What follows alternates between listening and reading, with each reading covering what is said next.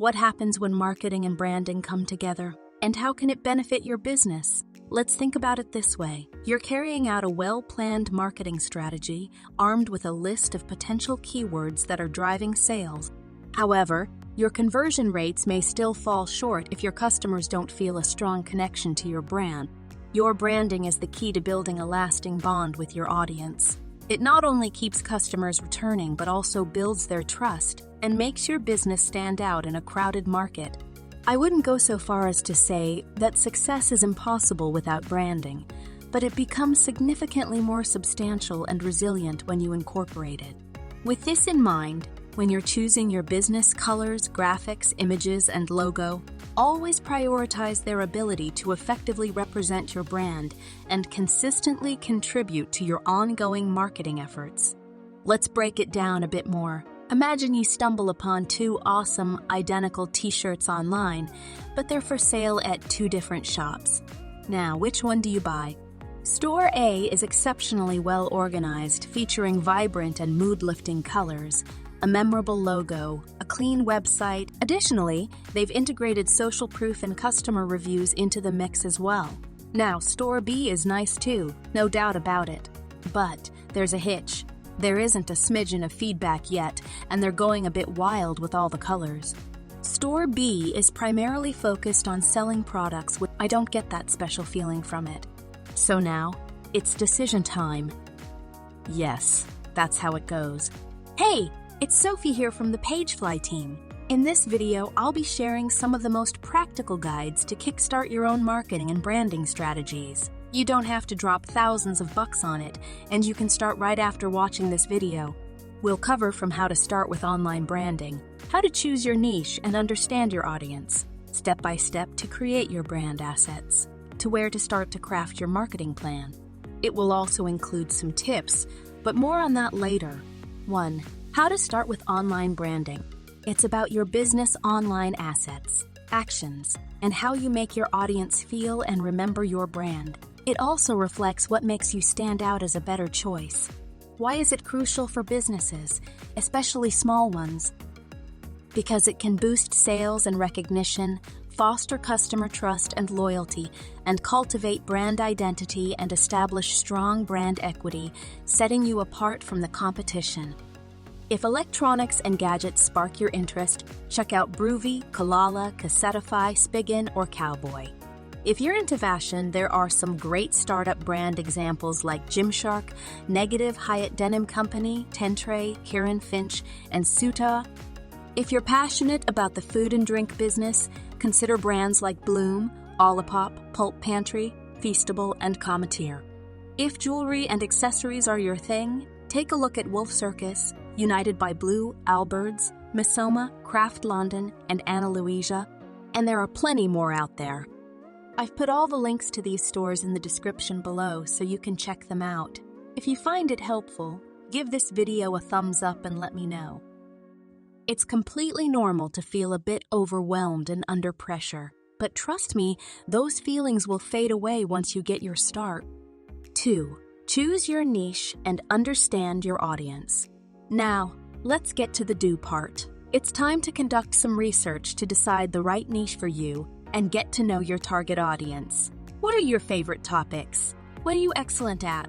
Finding the right products and niche isn't just about your passion, but it's an important factor that keeps you excited and motivated along the way. Once you have some ideas in mind, let's see if there is a market for them. Suppose I'm an electronics enthusiast and I want to find the top niches. I will do this with ChatGPT. Find me most popular niches for electronics on Shopify. Phone case looks promising. Let's choose that. I'll double check it with Google Trends for its popularity over time. Next, I'll head to Amazon's best sellers to see real-time trends.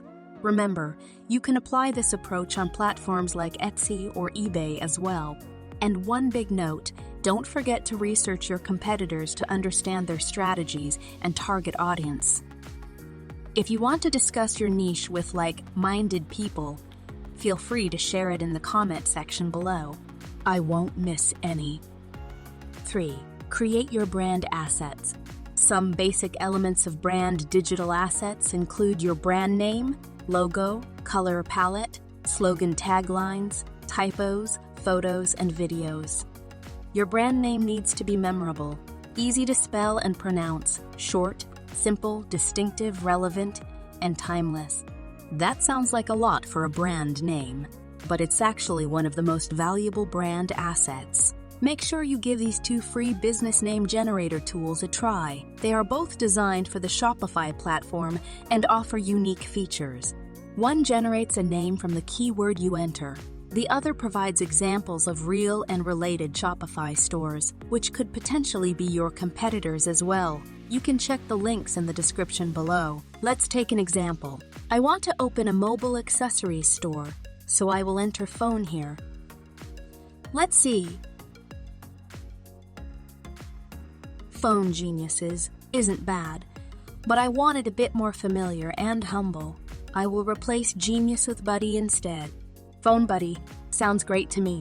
Let's go with that. Moving on to the exciting part. Colors.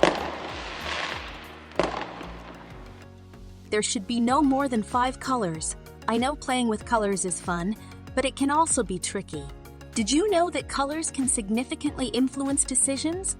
It only takes 90 seconds for a visitor to decide whether they are interested in buying your product or not, and around 60-90s of that process depends on the colors. If you're not familiar with color rules, or even if you are, let's give this tool a try. You can also add and remove colors.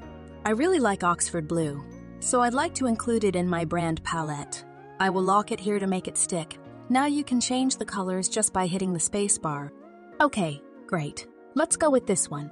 Now that you have a name and a color palette for your brand, it's time to design a logo for it. It's fantastic if you already have some ideas in mind. If you're not too sure, let's have some fun with this free tool by Shopify. Hatchful. First, click on this button on the front page. Now pick your business space.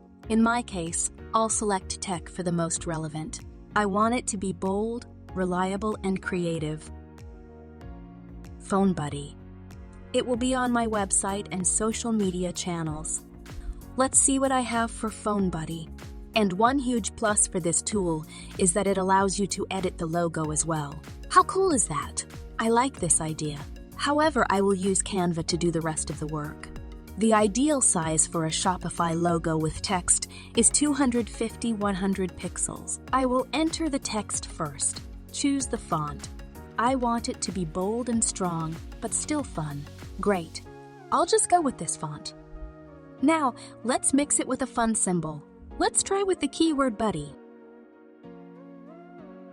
Yes, just what I need. Don't forget to insert your brand colors into the logo as well. And don't forget your favicon logo.